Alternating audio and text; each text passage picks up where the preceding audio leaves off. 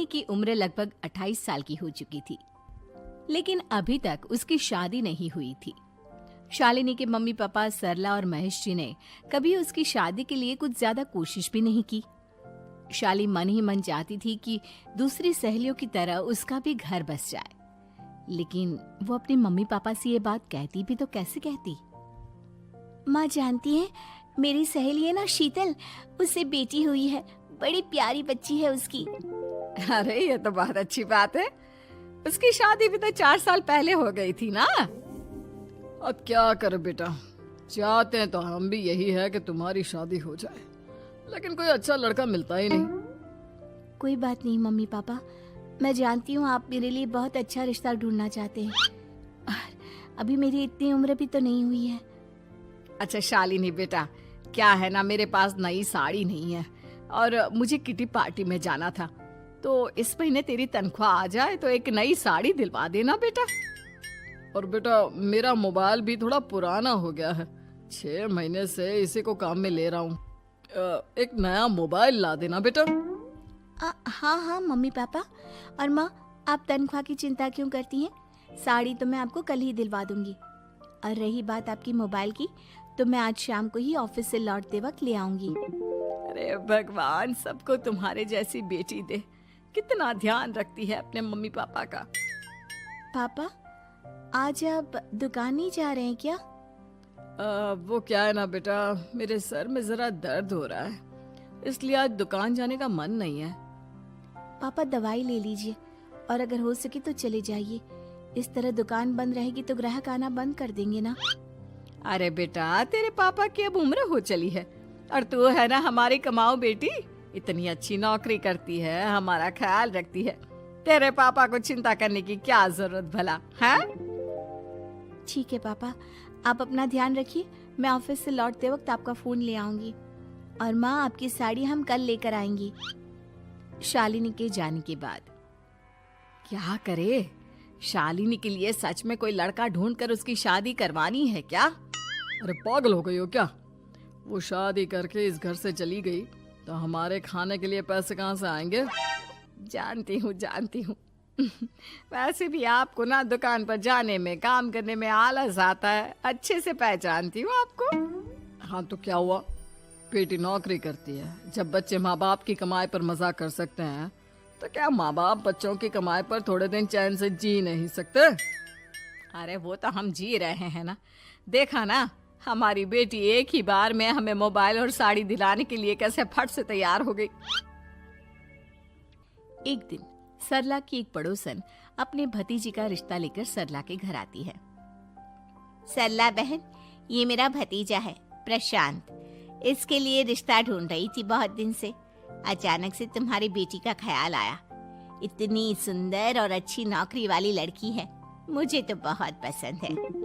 अरे तुम्हारे पसंद करने से क्या होता है, मेरी बेटी को भी तो तुम्हारा भतीजा पसंद आना चाहिए ना।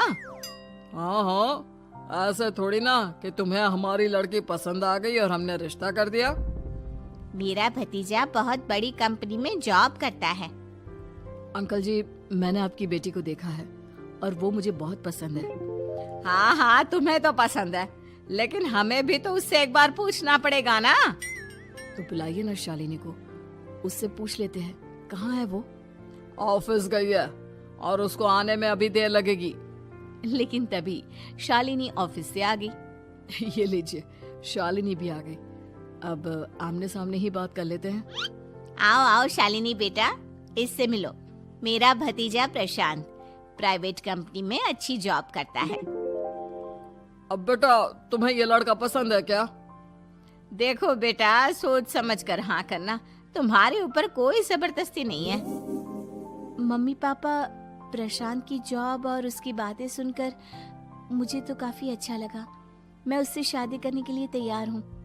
ये लो, सारा मामला यहीं के यहीं निपट गया, लड़का और लड़की राजी हैं, तो अब हमें क्या। सरला की पड़ोसन और प्रशांत वहाँ से चले जाते हैं। अगले दिन, क्या हुआ मम्मी पापा, आप इतने उदास क्यों लग रहे हैं? वो क्या है ना बेटा, तुमने शादी के लिए हाँ कर दी उस लड़के के साथ। तो क्या हुआ माँ, उस लड़के में कोई खोट है क्या? आपको वो पसंद नहीं? अरे नहीं नहीं बेटा, जिसमें तुम्हारी खुशी उसमें हमारी खुशी। हमें भी लड़का पसंद है। तो फिर क्या बात है? अगर कुछ भी है तो आप मुझे बता सकते हैं। तुम्हारी माँ ये सोच सोच कर परेशान है कि तुम्हारे बाद हमारा क्या होगा। तुम हमारी इकलौती बेटी हो, हमारा बुढ़ापा कैसे कटेगा। अब बेटा, हम अपने बारे में सोचकर तुम्हें जिंदगी भर शादी करने से रोक तो नहीं सकते ना। जाओ, तुम अपनी जिंदगी में खुश रहो। हमारा क्या है, जैसे तैसे जी लेंगे। हाँ, बात तो सही है बेटा। कैसे भी करके मैं दुकान का काम कर लूंगा। तुम और प्रशांत शादी करके खुश रहो। अपने माँ बाप की बात सुनकर शालिनी काफी दुखी हो जाती है। उसे लगने लगता है कि वाकई में उसकी शादी हो जाने के बाद उसके माँ और बाप का ख्याल कौन रखेगा। और यही सोचकर वो एक दिन प्रशांत से मिलती है। देखो प्रशांत, तुम मुझे बहुत पसंद हो, लेकिन मैं चाहकर भी तुमसे शादी नहीं कर सकती। अरे क्या हुआ शालिनी? क्या तुम मेरी किसी बात से परेशान हो? नहीं नहीं प्रशांत, मैं अपने माँ बाप की इकलौती संतान हूँ। अगर मैं भी शादी करके घर से चली गई तो उनका ख्याल कौन रखेगा, उनका खर्चा कौन उठाएगा।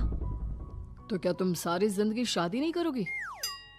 शायद नहीं प्रशांत, और अगर अपने माँ बाप के लिए ये भी करना पड़े तो इसमें गलत क्या है। प्रशांत की सारी बात जाकर सरला के पड़ोसन यानी कि अपनी बुआ को बता देता है। ये सरला तो बड़ी चालाक निकली। प्रशांत, वो अपनी बेटी के साथ खेल खेल रही है। कैसा खेल? आप क्या कहना चाहती हैं? अरे शालिनी बहुत सीधी और संस्कारी लड़की है, लेकिन ये सरला और महेश एक नंबर के चालाक।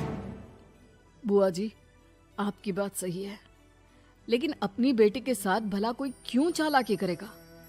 वो तो मैं तुझे कल बताऊंगी। तो कल सुबह मेरे साथ शालिनी के घर चलना। और फिर अगले दिन। क्या हुआ सरला बहन, तुम्हारी बेटी ने तो शादी के लिए मना कर दिया। अब पता नहीं बहन जी क्यों मना कर दिया। हम तो चाहते थे कि बेटी की शादी धूमधाम से करें। हमारी तो बहुत इच्छा थी कि शालिनी की शादी प्रशांत के साथ हो जाए, लेकिन अब क्या करे, वही नहीं चाहती। आंटी जी, शादी के बाद मुझे अपने माँ बाप की बहुत चिंता रहेगी। उनका ख्याल कौन रखेगा, और इसलिए मैं प्रशांत तो क्या, किसी से भी शादी नहीं करना चाहती। अंधी हो गई हो क्या माँ बाप के प्यार में? पहले जरा अपने माँ बाप से सच तो पूछ लो। कैसा सच? यही सच शालिनी, कि ये तुम्हारे सगे माँ बाप नहीं है और तुम इनके लिए सिर्फ पैसे कमाने का एक जरिया हो। अरे अरे, ये तुम क्या कह रही हो? सच ही तो कह रही हूँ भाई साहब। अब सीधे सीधे अपनी बेटी को अपनी सच्चाई बताओगे या फिर मैं कोई दूसरा तरीका निकालूं? हमें माफ कर दो शालिनी। वो क्या है ना, हमारी कोई औलाद नहीं थी और जब तुम छोटी थी तो हमने तुम्हें गोद ले लिया था। तो इस नाते तो मैं आपकी बेटी ही हुई ना।